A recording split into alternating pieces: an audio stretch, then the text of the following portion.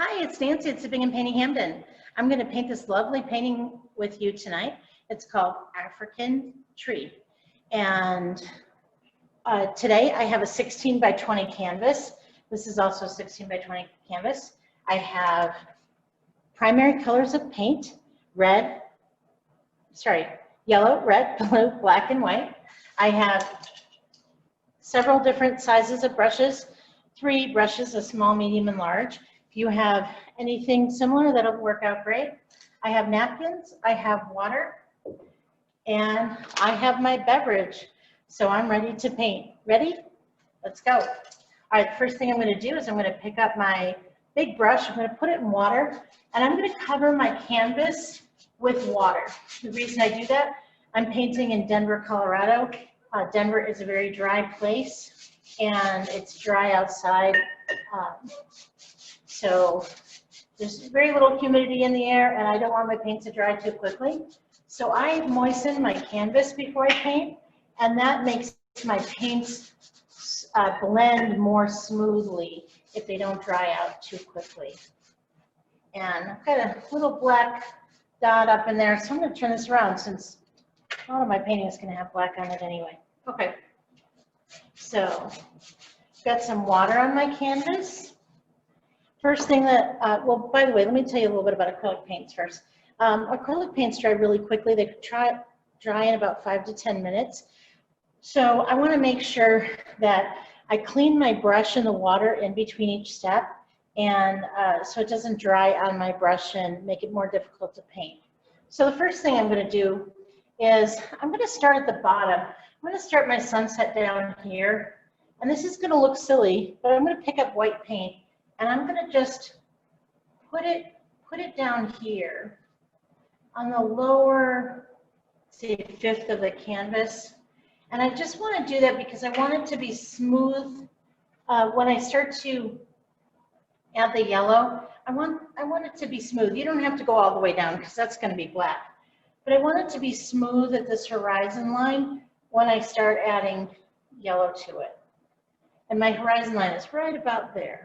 Okay, so I have my white, and then I'm going to pick up yellow, and I'm going to put it on both sides of my brush. And then I'm going to go a little higher than where the white is, and I'm going to streak that on. Isn't that pretty? That's going to be the beginning of my sunset. Just really pretty. And then I'm going to streak it on, not solid, more streaky. And I'm going to go up about to 2/3 of the way up the canvas. Maybe a stretched hand span from the top. But notice how streaky I'm being with the yellow. Why do you think that is? Well, that's because I want these beautiful streaks of yellow and orange, and then up here some red and purple. So I'm leaving that yellow a little streaky, especially near the top of this middle section. Then I'm going to mix some orange. So I have my plate, and I'm going to pull my palette rather. I'm going to pull down some red, and I'm going to pull over some yellow, and that's going to make orange.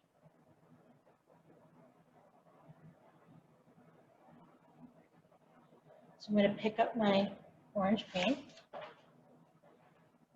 and I'm going to want my focus point to be right about here. So I want the orange to start a little lower on the sides than it's going to in the center, because I want that sunset to be right about in here. And the way a sunset works is that the brightest part of the sunset is going to be white. And then you have yellow, and then you have orange, and then you have red, and then you have purple and blue. So I want my sunset to be white down here, and then it's going to be yellow, and then it's going to be orange, and it's going to be red. So I want it to have this arc shape to it, because you can see the white right here, but not so much here, not so much there. Now my painting is going to look different than your painting.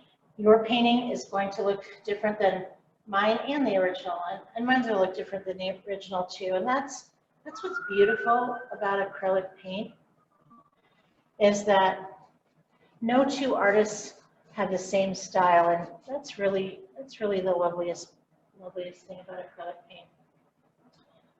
I can, if I want, I can pick up a little bit of yellow, and I can put some of that in the white spaces that I'm leaving behind in the orange. And do you see how that's already starting to make a really lovely sunset? And you'll notice that I'm painting the sides of my canvas.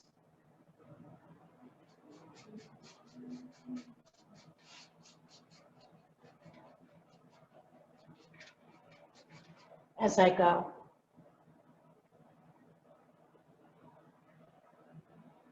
Down here, this is where I want it white. I can mix a little white with my yellow down here. This is really where I want it to be the brightest, right in the center area.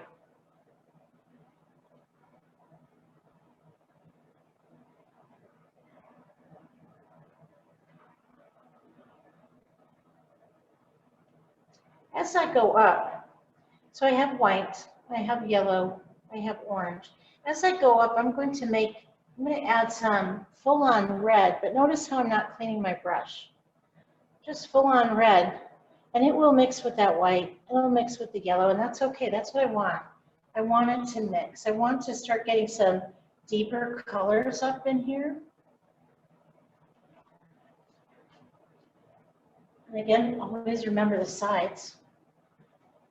And then I can make it streaky. As I come down, I can make it streaky. So it's mixing with that yellow, it's mixing with the orange. And again, I'm going to bring down this next color, the red that I just put on. I'm going to bring it down a little farther on the sides. That keeps the focal point in the center. If the center is a little brighter everywhere. So keeping that arch that we talked about.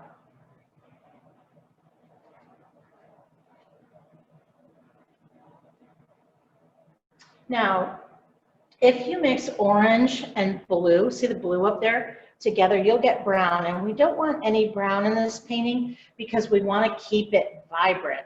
So we have red. When you mix red with blue, you get a beautiful purple. So that's why I'm not going to put any orange up as high as the purple. I am going to just kind of clean my brush off with this. I get a little more orange on this side because this side doesn't have quite so much blue. But then I want to put red on top of it. Why? Because when I do put on blue, I don't want it to mix with the orange. It can mix with the red. It can mix with the red, no problem. But I don't want it to mix with the orange because I don't want to get brown.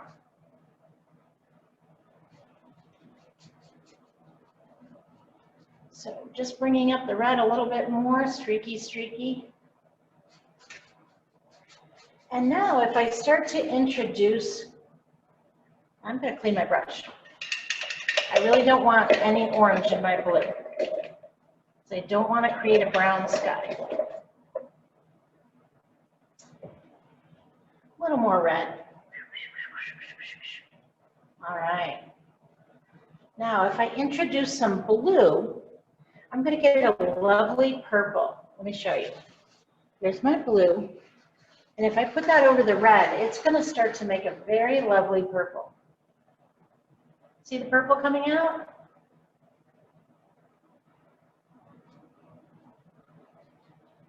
Nice. I like the purple. And I could do some more solid blue in some spots. Why not? Maybe the corners have a little more solid blue. Mine doesn't have to be exactly like the original, and neither does yours. As long as you have this order of colors, that's important. If you want a realistic sunset, the order of the colors is really important. White, yellow, orange, red, purple, blue. If you get that order correct, then your colors won't, when they touch each other and blend, they won't have conflicts. Like the orange and the blue make brown. We don't want brown, right? So we keep the red separating the orange and the blue. But if you keep these colors the way we talked about, you're going to get some really lovely colors. You can also come in and you can mix your red and your blue on the plate together, on your palette together,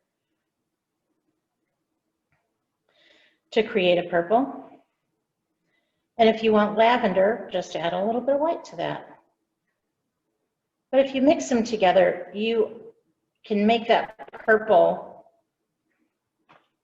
and not just count on it happening naturally on the canvas.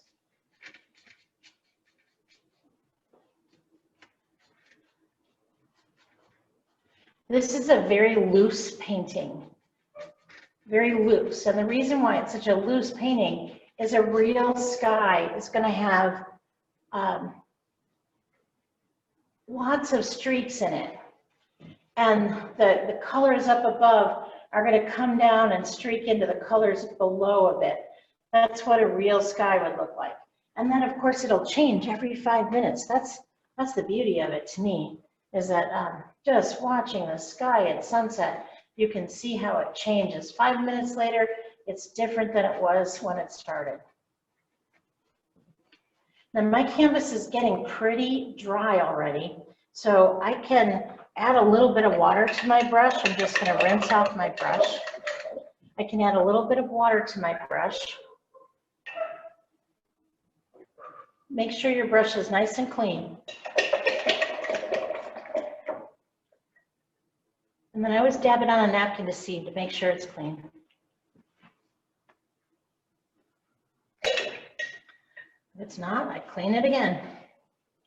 All right, so I can add a little bit of water to my brush and then knock off the drips. And then I can come back in and I can use no paint, just water. And I can just kind of soften these streaks if I want. If I want to make them just a little less obvious and soften them, go over the paint when it's mostly dry but still a little bit wet, and just use that water to reactivate it a little bit and soften. And I notice how I'm doing these figure-8 strokes when I'm deliberately trying to soften this sky a bit. Now, if I get orange on my brush, that's okay. It's okay. But I just want to make sure I don't bring that orange back up into the blue. I can pick up some red and I can crisscross that in, no problem. Let me get nice purple sky. I can bring that purple back down into the red a bit. That's fine. Yeah, that's fine. That makes lovely colors. But you just want to keep those blue, that blue and that orange apart. You don't want them to make brown or black. A dark blue and a dark orange will make black almost. So you just want to keep it colorful. Keep it colorful.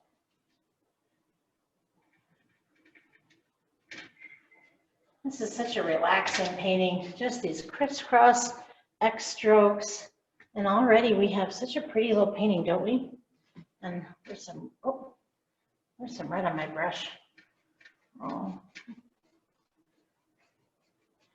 A little red on my brush mixed in with the yellow just makes some moody orange streaks. I might have picked up some blue. You can see how it's a little less vibrant right there. No problem. I can clean my brush if I want to make it a little more vibrant. Put one side in white, the other side in yellow. And then I can put some brightness back in with a little white and yellow. No problem. No problem.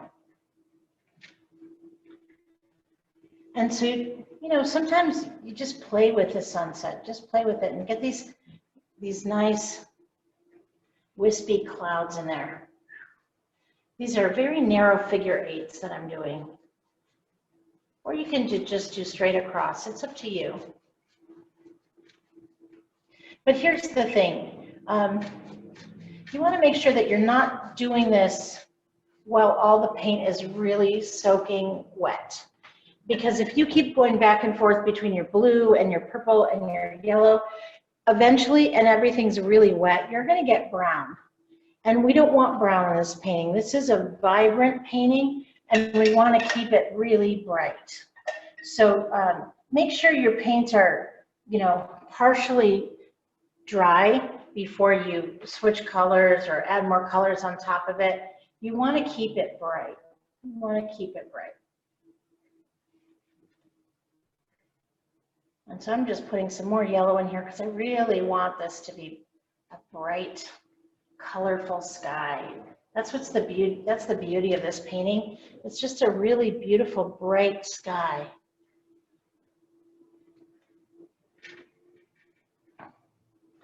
And then we put this lovely silhouette of an African tree in the middle. Oh man, it's so pretty.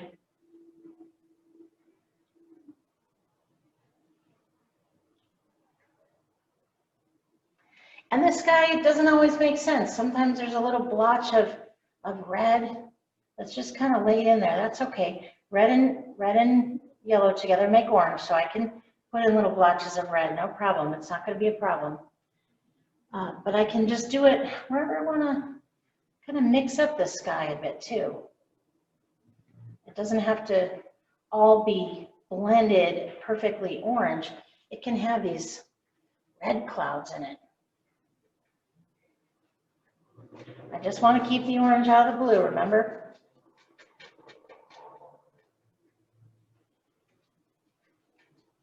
And don't forget to paint the sides. As you go, don't forget to paint the sides.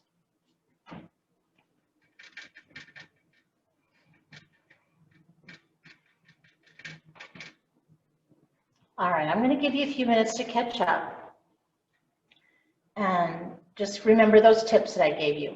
Keep it loose, and overlap a little bit. Overlap your layers a little bit. The first layer was white, then we had yellow, then we had orange, then we have red, and then we have purple, and then we have blue. And all of those, each layer overlaps with the layer next to it. Keep it loose. And I'm looking at my original over here, and that's got a little more yellow right in this area. So at any time, I can put more yellow over the orange. No problem. No problem. No problem. And that just brightens it up a little bit.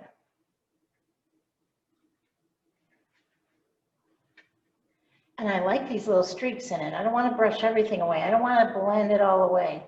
I want to keep these streaks because they're like clouds that just are reflecting different parts of the rainbow in my clouds. So I want to keep that streaky look. Let me show you up close. I'll show you the original. See how streaky it is? Okay. And then look at mine. You can see how streaky it is. Okay. So I'm going to give you a few minutes to catch up.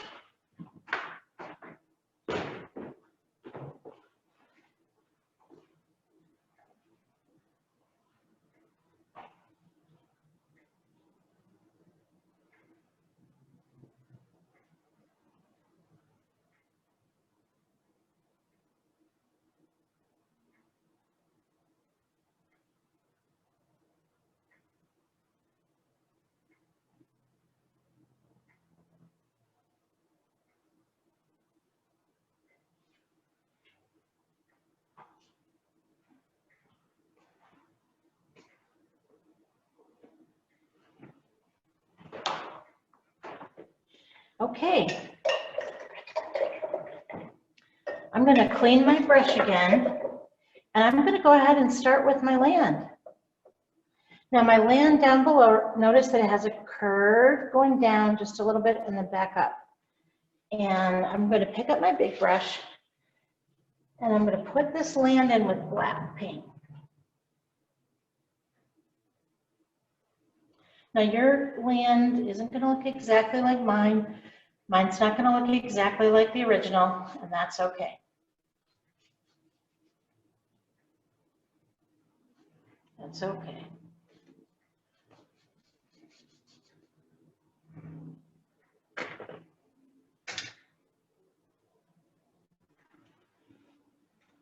No problem. Just don't make it flat, okay? Keep it a little bumpy. We want this to look like rolling hills a little bit. So keep it bumpy. If it looked perfectly flat, things that are too perfect, and when you're painting nature, if you make them too perfect, they look flat. They look like Disney World, and that doesn't look real. So you want to keep a little bit of bumps in there, and you want to not make it perfect. Just don't make anything perfect, okay? All right, so there's my land. Notice how there's a little bit of white in there. That's the sun setting right at the horizon. Now, if you don't like that much white, you can always come in and you can make your land a little higher so that you just have a little bit off to the side. You decide, you decide. All right, then I'm gonna retire my black brush for the moment, and I'm going to use a smaller brush. I'm going to retire my giant brush. Use a medium brush for my tree. And give that large brush a swish and let it soak in the hot tub while I work on with a medium brush. All right. So my medium brush, I'm going to get that wet first. Then I'm going to dabble a little bit in the black paint so that my brush has black paint on both sides. And notice how the tree has a wider base and it gets thinner as you go up. So I want to make sure that when this is your bravery test, right? Okay, I'm going to go up, but I want to make sure that that base is going to be wider at the bottom. The base is going to be widest, and then it's going to get a little thinner as it goes up. And I'm turning my brush about a quarter turn to get a thinner line. So if I paint with this fat part, I'm going to get a fatter line, fatter coverage. But if I turn my brush, see the difference? Full on, skinny way, fat way, skinny way.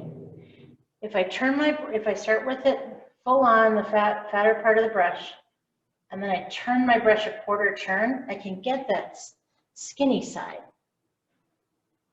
And now I'm going to do another branch on the other side. So I'm going to make sure my base is nice and wide, and I'm going to come out off to the other side. Turn your brush a quarter turn so you get a skinnier line at the end. Why am I not coming in from the sky? Can you tell me, anybody? I'll tell you. I'm not coming in from the sky. I'm always starting in the trunk and going out, because if I do that, I'm going to deposit most of my paint in the sky and pull in, and then it's going to look like a cactus. And cactuses are beautiful, but I don't want a cactus right now. So don't come in from the sky and pull in. Always come out from the trunk and pull out. All right, now some of these branches, this is going to be interesting. I'm going to come out through the trunk, come out through the branch, turn my brush sideways because I want a skinny line. This is an interesting tree. I don't know what kind of tree this is, I'll be honest with you. I don't know the name of it, but it's a very distinct look, and it just really yells African tree. So I'm going to come through the trunk, through the branch, and then this one is a little bit zigzaggy. Isn't that weird? It's a little zigzaggy branch. And boom, right there. See that? Now it's going to get harder for me to paint really thin lines with this medium brush unless I turn it, like I said, a quarter turn rather. I'm going to do one more with my medium brush. Then I'm going to switch to another brush. I'm going to do this one here. Okay, so remember I come through my trunk, and I come through the big branch, then I'm going to go up, and I'm just going to kind of look at that. Now they don't have to be perfect because no one's ever going to see the original. The key is for this particular tree, it has gnarly, curvy branches. And as long as you have gnarly, curvy branches, come through the trunk, come through the branch, come up. As long as you have gnarly, curvy branches, it doesn't matter if it looks just like mine. It doesn't matter. Okay? So I'm going to switch to a small brush so then I can start to get these smaller branches that come off of this tree. So I can, now this is my small brush, I put it in black paint, and now I can pull up, and off of this one, I can make some other curvy branches. Let's see, where else should I put a branch? Now this isn't going to look exactly like the original, and that's okay. Yours won't either, and that's the beauty of this. These branches are just gnarly and curvy. Always make sure where they attach on the branch that's smaller, that it's a little wider where it attaches, because of course it would have to hang on to that branch.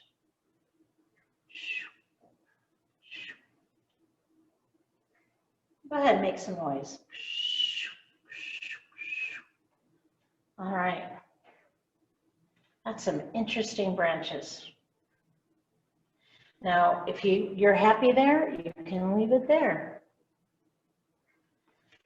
I'm going to give you a moment to finish your tree, and then I'm going to come back and show you how to put on the grass and the top of the tree. Let's step over here and see if I do have a fan brush.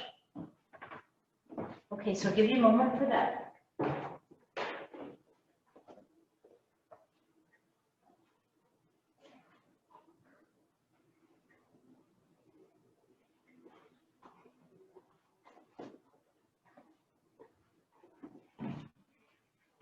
Now, a great tip when you're painting, always step away from your painting about 10 to 15 feet and look at your painting from farther away. And the reason you want to do that is you want to see what others are going to see when it's hanging on your wall, right? So always look at it from farther away. I'm just making this a little higher. Okay. So when I looked at my painting from 10 feet away, what I noticed is that this tree is wider than mine, but I couldn't see that up close because my nose is in it. I'm too close. So I could either leave it the way it is and be happy, or if I really wanted, and this is optional, you know, I can come in and I can make another branch. But it would have to be a pretty significant branch because it comes off a main one. So if I want to do that, I can. Who's going to stop me, right?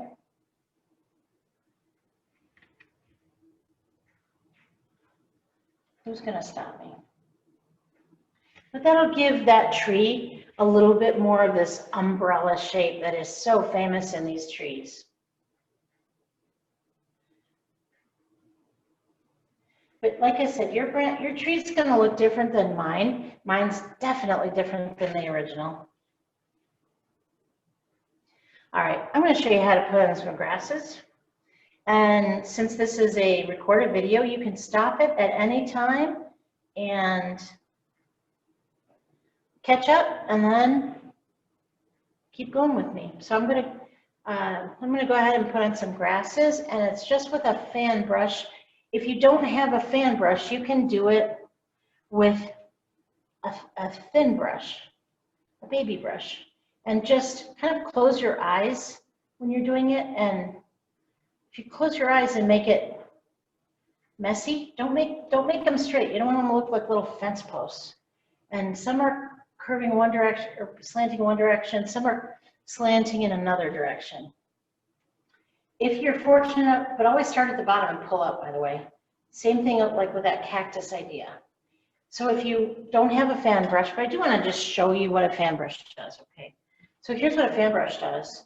You can create that by, oops, oh, that's thick. My paint's kind of thick, but you flick up. Let me show you here. Flick, oops, flick, flick, flick,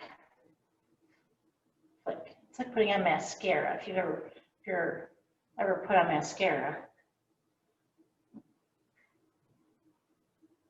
There we go, a little less paint now, and it's working better, but there's, see the little flick? So that's a fan brush. Fan brushes are kind of cool. I wanted to just show you fan brushes. All right, now there's a couple different ways to make the tree.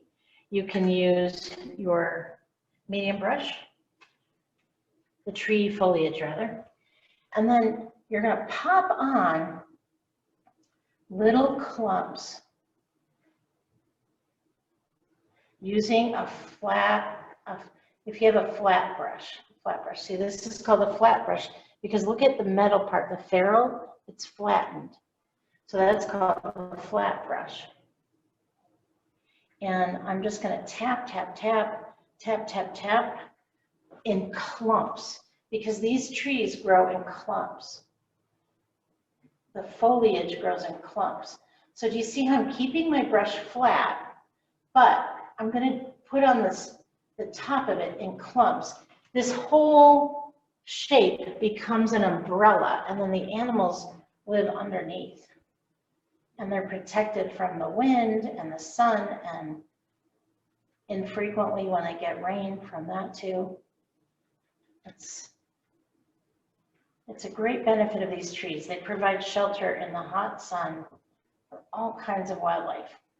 So notice the clumps. I'm doing it in clumps. I'm going to also show you with a fan brush. If you do have a fan brush, or if you're thinking about purchasing more art supplies, let me show you what a fan brush does. It basically does the same thing, but a little wider. See how I'm getting a little more coverage with the fan brush? Fan brushes are great for this particular kind of tree, or for painting foliage and trees, because it's like a fan brush, a flat brush, but it's much wider. Much wider. So I can put on more coverage with this fan brush. What I want is a shape kind of like an umbrella. I have to remember clumps. I just have to remember clumps. And of course, I'm going to step away and I'm going to look at my painting from 10 feet away, because only then will I know how to tweak it to make it a little more what I want. Now I can put this foliage out where there's no branches yet, because what that is suggesting is that there are branches that I can't see. They're too small to be in this painting, but they're the branches and stems that are holding this foliage going farther out. I don't have to see every branch to know it's there. If there's foliage, I know that there is a branch there because the foliage has to cling to something. All right, so I'm going to step back and look at mine from a distance and see if I like it. If I don't, then I'll know what to fix. If I do, then I'll know, hey, leave it alone. Don't mess up a good thing, right? So I'm noticing that this goes out pretty far. It goes out pretty far. It's that nice umbrella shape. Okay, I'm going to step back and see what I think.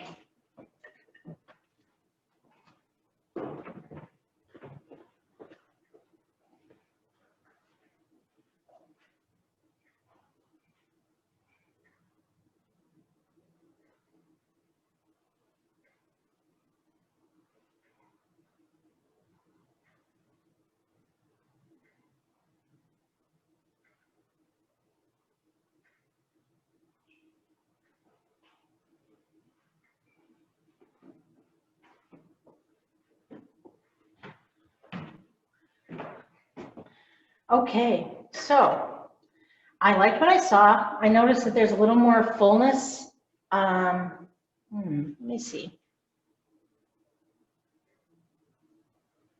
It's a little more fullness in mine, but I'm fairly happy with it. I'm looking into the camera because I get a different view of it that way too. I'm pretty happy with mine. Here's the rule that I have. When you're 80% happy, walk away. Just walk away if you're 80% happy. And the reason I do that is that way I don't mess up something that I like 80%. That's pretty good. That's pretty good. If I keep fussing with it, I'm bound to make a big black lollipop, and I just don't want that. I want it to be this loose look. Oops. I'll add just a few more right there. Okay. I wanted to keep it loose. So I'm going to make myself walk away. That's the hardest part of a painting, is to walk away. The very hardest. So I'm going to just use my tiny brush, and I'm going to sign my painting with red paint. You can sign yours with anything you want, of course. I'm mixing a tiny bit of white into my red so it'll stick over that black. I want it to show up, and red alone on top of black might not have the stick-to-itiveness. But if I mix in a teeny tiny bit of red, just a teeny tiny bit, then I'll probably get a color that will show up over black. There we go. All right, I'm just going to put my initials in the bottom right-hand corner, and that's it. I'm done. So thank you for painting African tree with me. Just so you know, we are open, we're at I-25 in Hampden in Denver, and we're open pretty much every day. Even during COVID, we either have in-studio classes or Zoom classes, so you can always find something to do here. We also have YouTube classes, as you know, and we sell art kits. For $20, you get everything you need to paint: a canvas, brushes, napkins, paper plate paints. So yeah, come paint with me again. I'd love to have you join me. Thanks so much. Have a great night, and thank you for painting African tree. Oh, and if you're watching this on YouTube, please like and subscribe down below, and paint with us again another day. Thank you. Bye-bye.